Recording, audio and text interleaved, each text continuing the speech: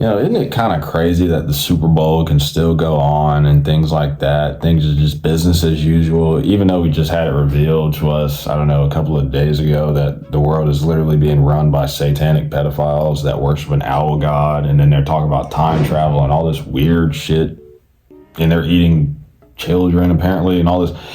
It's just, it kind of proves to me that nothing ever changes, nothing ever happens.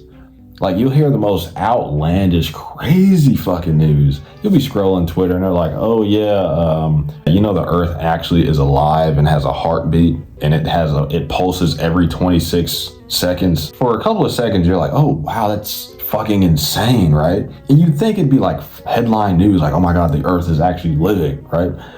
But then it's not. And then you just kind of go about your day. You're like, oh, moving on. Like, it's just business as usual. Like, we hear the most insane shit. And it's really on a day-to-day basis at this point. Like, Gen Z has really become such a desensitized generation. The amount of crazy shit we've experienced. Like, we've experienced fucking COVID. We've experienced, the lockdowns. We've experienced the Epstein files. The rise of AI. With all this crazy shit. Like, we're literally moving towards a cyberpunk 2077 ass future, and we're kind of just unfazed. Like, we're just like, bro, we can't even fucking afford a 1-bedroom apartment. Like, I got bills. Like, and that's really the type of shit I'm on, for real. They're literally releasing footage of aliens, and I'm like, dude, I really don't even give a fuck. Like, I'm just trying to pay my rent. Like, a nigga really got bigger problems. I have bigger issues than fucking aliens coming down and saying what's up to humanity. And the reason why our generation is so desensitized is really, financial issues. Like, everybody's broke as fuck.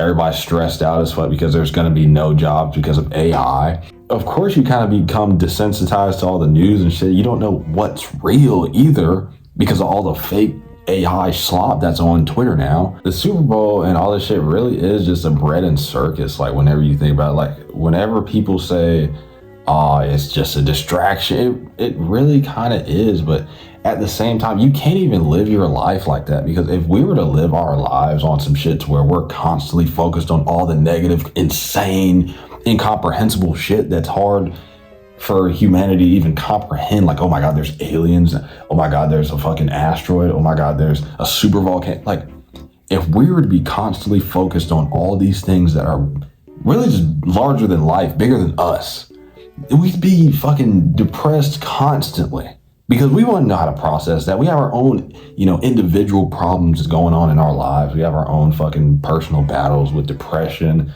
mental health issues, all types of shit, not fucking school.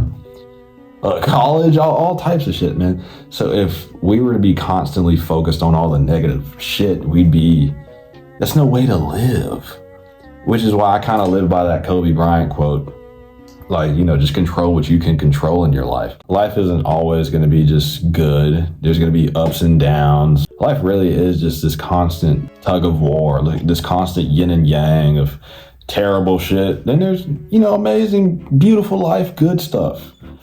But I think it's just important that we don't get too caught up in one direction, right? Because if we're overly caught up in the good shit, they say like good times make weak men or whatever the fuck. But if we're overly caught up in the bad shit, on the other hand, then we're just miserable all the time, low morale, and just no way to live. It's just, you have to be balanced, right?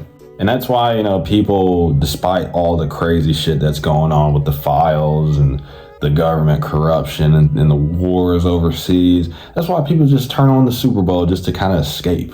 It's just something that we do to just kind of lick our wounds and just be like, all right, let me not look at the satanic pedophilic files for one day. Let me just go enjoy time with my family today and watch a football game. And it just kind of takes the edge off. You're like, life can be really beautiful whenever you're not constantly looking at satanic pedophilic files that they worship an owl god, and they're talking about like time travel and transhumanism and all this weird shit. So I don't think it's totally a bread and circus sort of deal. I think it does actually have positive effects for society, because think about it like this: if people didn't get the joy or have those good experiences watching the Super Bowl and have those good moments with their families, they'd probably be a lot more miserable, fucking mean, and just low vibrational, miserable people. And we just don't want that, right?